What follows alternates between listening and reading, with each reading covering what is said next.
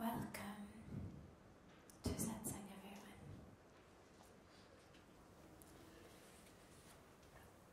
everyone. We'll start with a question or two that we have that have come in advance, and then I'll open it up to any questions that anyone here may have. If you could just take a moment and make sure that your mobile is off or on silent, that would be great. Thanks.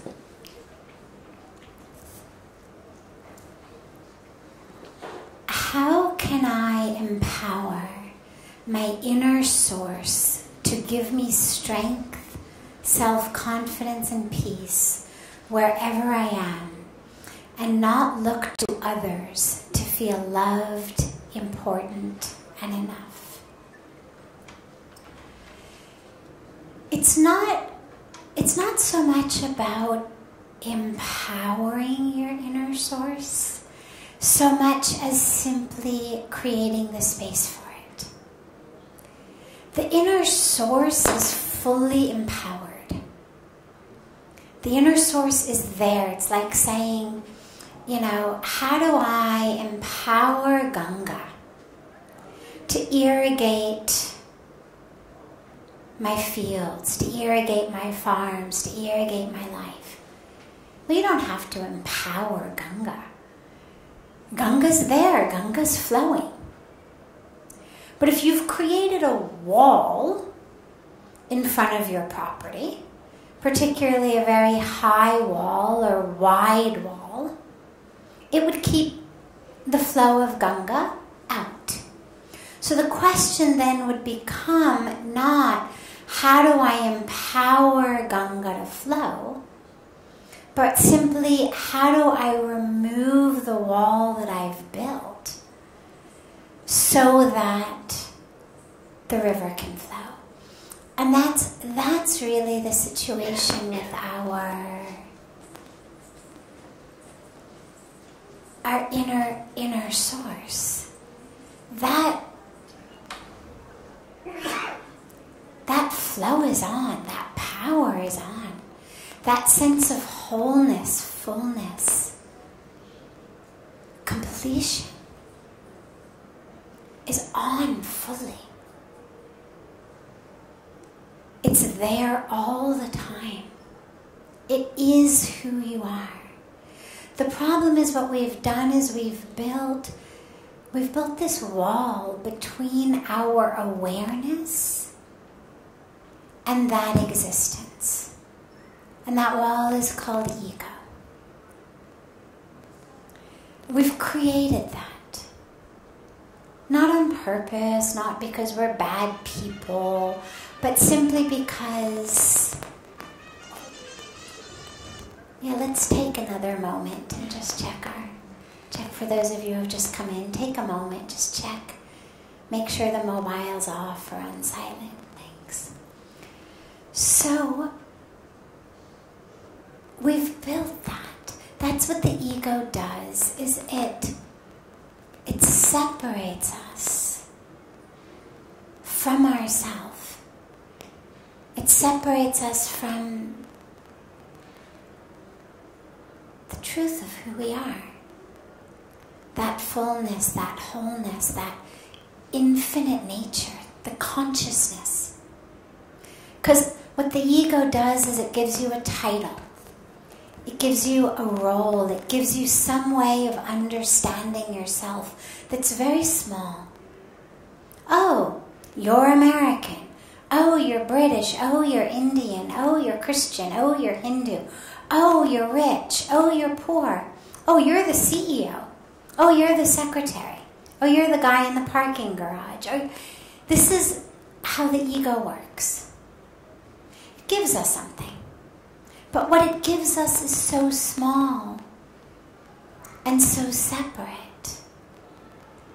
And as we spend the years of our life identifying as that and reinforcing it,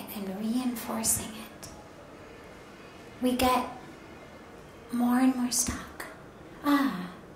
I'm the American, I'm the Indian, I'm the Christian, I'm the Muslim, I'm the rich one, I'm the parking attendant. And those walls just get higher and higher and wider. So the answer becomes, again, no need to empower that which already is. No need to empower the sun to shine. We just have to open our curtains. Go outside. No need to empower Ganga to flow. We just have to remove the walls. And in the same way, there's no need to empower yourself. You're empowered. That power is there. All that is keeping you from living in that power is your own ego and your own identification that says, I'm the guy in the parking garage. I'm the one who's not good enough. Or the flip side. Because interestingly, the ego, when it's on the arrogant end of the spectrum, I'm the CEO rather than I'm the parking attendant, is actually just as much of a problem. The wall is just as high, just as wide, just as thick, and it keeps that flow of the river out just as much. Whether it's saying you're American, you're Indian, you're British, you're rich, you're poor, you're successful, you're a failure. As long as it's giving you an identity, whether a great identity or whether a not so great identity, it's boxing you in.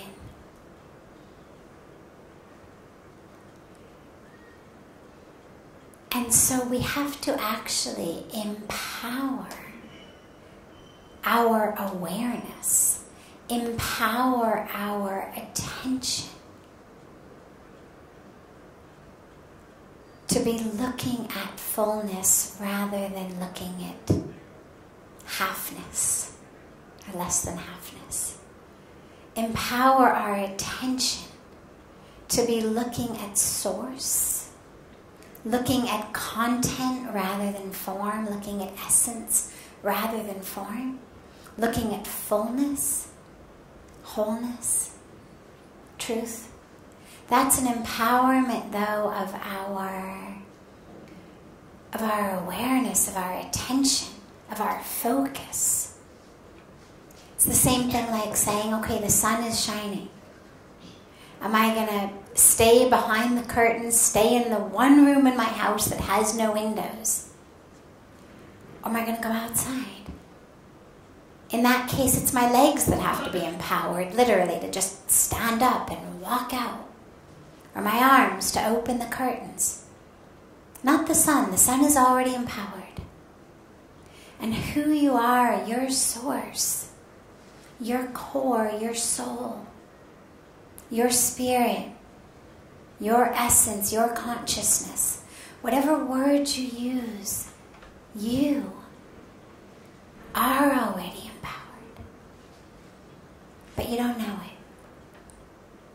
Because you're not turning enough attention to it. And that's what we need to do. Is empower our attention to be looking at that. To be prepared to let go of the fear in ourselves of who would I be if I weren't this identity. Because, as ironic as it sounds, even though the identity is that which boxes us up, it's what we know, it feels familiar, and a lot of us are very, very stuck in that because we're afraid of who we'd be if we were free. What does that mean about me?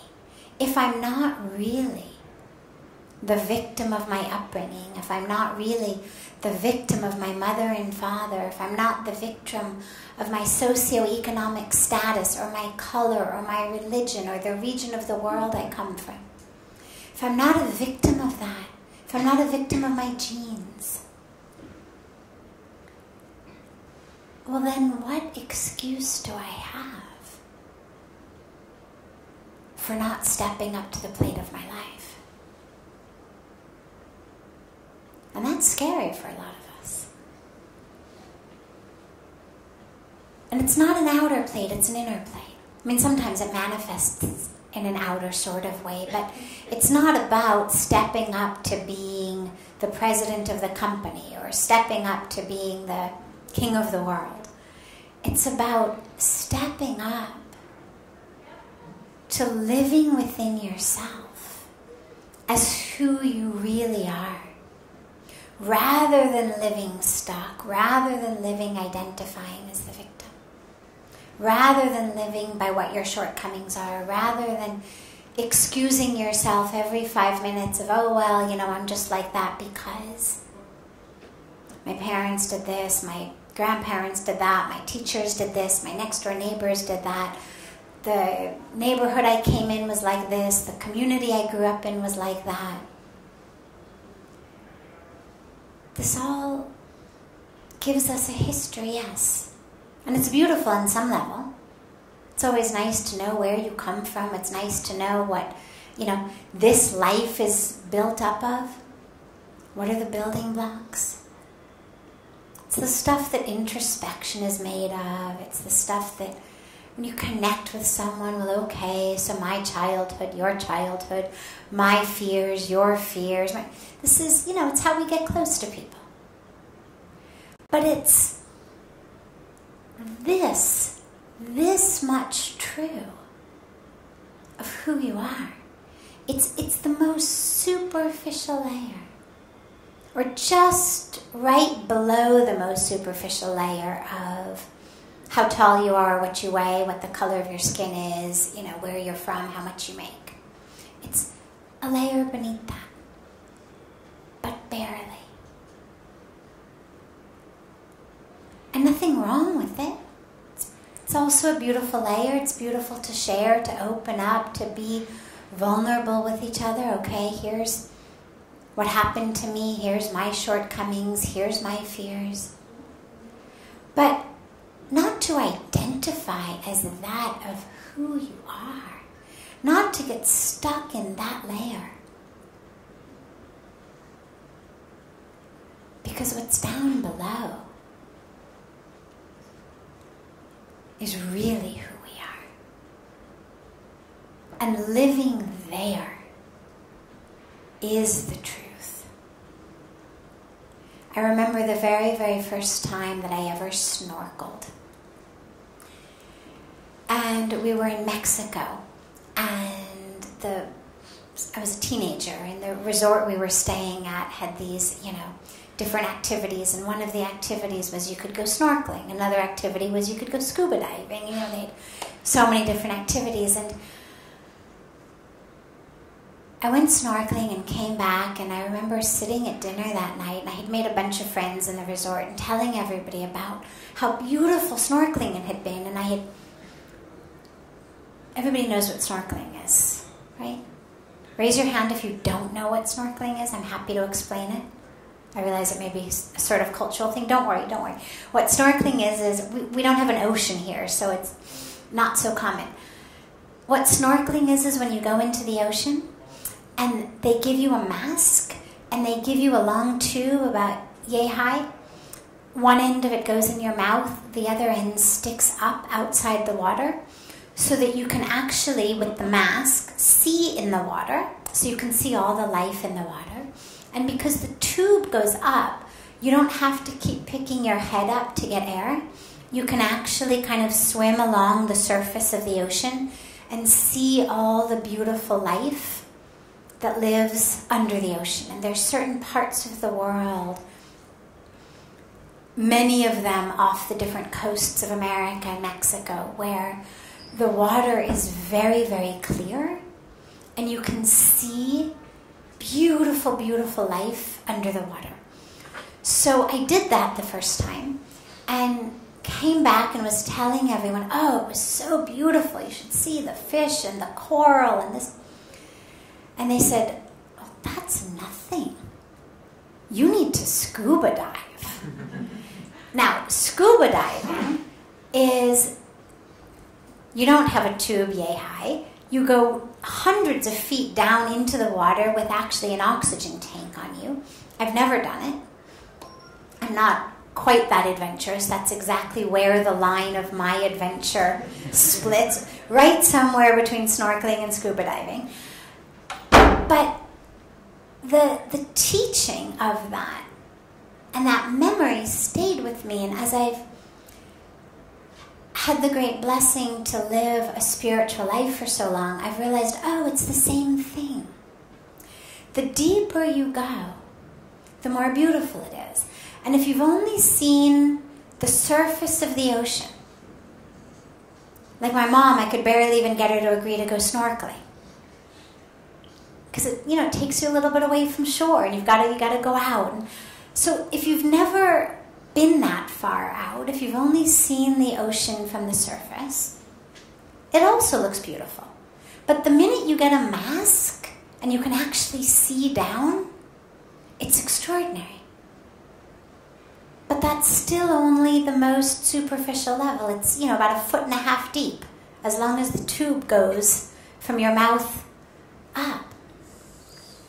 Those who have been scuba diving will tell you snorkeling is nothing. That the real life, the real beauty of the ocean is hundreds of feet down. And the same is true spiritually. Most of us live our lives literally just seeing it from the top down. Just the form. This is who I am. I'm so big, I'm so old, I'm this color, I'm that color, I live here. This is what I do, this is what I look like, this is my career. It's like looking at the top of the ocean. Some of us get a little bit deeper. Some insight, some introspection, bit of meditation. You start to go a little bit deeper. Okay. Fears, desires, longing, my ego, my patterns, my sanskaras. Go a little bit deep. Whether you've gotten in there through psychology, whether you've gotten in there through spirituality. And a lot of us think, all right, this is it. This is it. Yeah, I know who I am. But those who have really gone down come back and tell us, oh, no. See, that's still not who you are. Who you are is the self. Just as you're not the body, you're also not the thoughts, you're also not the desires, you're also not the ego, you're also not the history. You're not any of that. You are the depth. So it takes simply the attention, the intention, to keep diving down. And then just as the ocean opens itself to you, so does the self open itself up. But you have to just be prepared to go down. Be prepared to let go of the view from just the surface. And all the power is already there.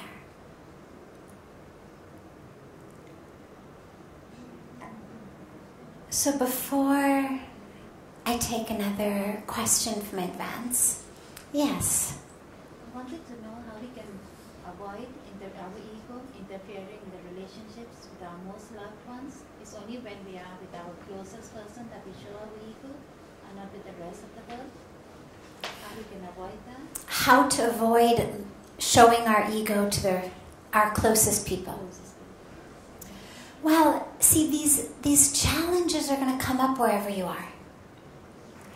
And in our situations where we feel safe, first of all, it's not only our closest people that see our ego. The ego is actually what we're moving through most of the whole world with. What our closest people tend to get is the vulnerability of why we live in the ego. So, what's beneath my ego is what we tend to start opening for those we love. As we move through our outer world, that is the ego we're moving through it with. That's, here's who I am, here's how I interact with the world. But it tends not to have such negative consequences as it does in our families with our loved ones. Because, most of our other interactions tend to be very short, superficial. How to avoid it in the families? The dilemma is that it's in our families that our deepest buttons get pushed. Someone who doesn't have that power over you, chances are, isn't going to cause a reaction in you. It happens sometimes. Some guy steals our parking spot. We're having a bad day. We shout at him. But we're much more likely to lose ourselves around our loved ones. We're not, first of all, it's really hard to be on your best behavior 24 hours a day. And so we tend to put on a good show for those around us. It tends to be a lot harder when you're with your loved ones. That tends to be where we let down our best behavior. So the first piece is to ask yourself, why do you do that? Why is it that my loved ones deserve less than the checkout clerk? Why do my loved ones deserve less than my waiter or waitress at a restaurant? Why am I more prepared to take care of how polite I am, how respectful I am to someone I don't even know than to someone who's given me their life? So you have to ask yourself that. And sometimes simply asking ourselves that is enough to make us realize, oh, wait, what am I doing here? The next piece of it, though, is to figure out inside you, what is it that is pushing my buttons? What is it that's happening here? Because what happens with our closest relations is we tend very quickly to develop an attachment to how they act. Whether it's because they did it for the first few weeks while they were courting us and now we hold them to it for the next 50 years. That's where the flowers and the chocolates and, you used to do this. And it's like, well, you did it for 3 weeks. You haven't done it in 30 years.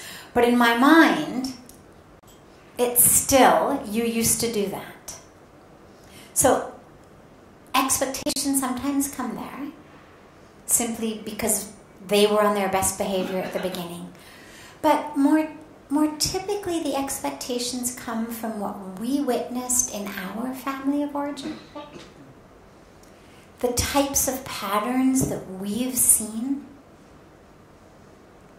The holes that we feel in ourselves. So let's say that one of the issues that I have is I don't feel good enough. Okay? Let's say that that's one of the issues that I'm moving through the world with. I don't feel like I'm good enough. Maybe my parents always told me you're not good enough. Maybe that's been sort of my issue my whole life. Well, in the outer world, I can control it mostly. Maybe my close friends would hear me say, oh my God, this dress makes me look fat, or oh my God, I'm so stupid, or But mostly I'm able to keep it in check. But then you and I get married. Or I move into your house, having married your brother or your son, or whatever the relationship may be. We are now under the same roof. I have still got this issue of not feeling good enough. I'm cooking dinner. You say, here's the salt. Now I've already put salt in. You just meant to help. You have no idea I already put salt in. You just walked into the kitchen. You saw the thing of salt across the kitchen. You thought, let me help her. She's new in this house, or we're newly married, or she says I never help her. Whatever the situation may be. Cello, let me bring her the salt. If I weren't moving through the world with that issue, I'd say, thanks. I've actually already put salt in. End of discussion.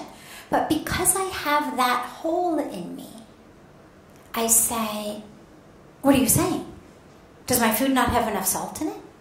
Am I the worst cook? Oh my God, why don't you just come out and tell me? Is that why you didn't eat dinner last night? Is that why you've been coming home so late? Oh my God, and I throw down my cooking utensils and go to my room and cry myself to sleep. This is how our relationships tend to move. And now you're left standing in the kitchen going, what do I do? I just handed her a can of salt. I was just trying to be nice. And, maybe then, let's say you've got a hole you've got a pattern of also not feeling good enough. Maybe you came from a different but similar type of situation where you also never felt good enough.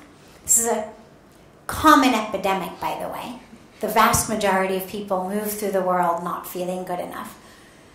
Now you, instead of realizing, oh my God, she's having an issue, clearly this has triggered something in her, and rather than coming into the bedroom and putting your hand on me and saying, honey, I'm so sorry, or Beta, I'm so sorry, depending on the relationship, I really didn't mean anything by it. I had no idea you'd already put salt in. I was just trying to be nice. You can't do that because you've also got that hole of not feeling good enough. And so me reacting like that and running out of the kitchen has triggered it in you. Because really what I'm saying is you've done something wrong. I was in here, I was happy, I was cooking dinner. You handed me the salt, you ruined the evening. Now you react by saying, who the hell do you think you are? I just handed you the salt, for God's sakes. What's your problem? Because you go on the offensive. That's what you learned. Maybe it's what your father did. Maybe every time your mom or someone suggested something to him, he went on the offensive and immediately started criticizing the other person. It's also something a lot of us do. So you've learned that. Now you turn around and you say, what the hell is your problem?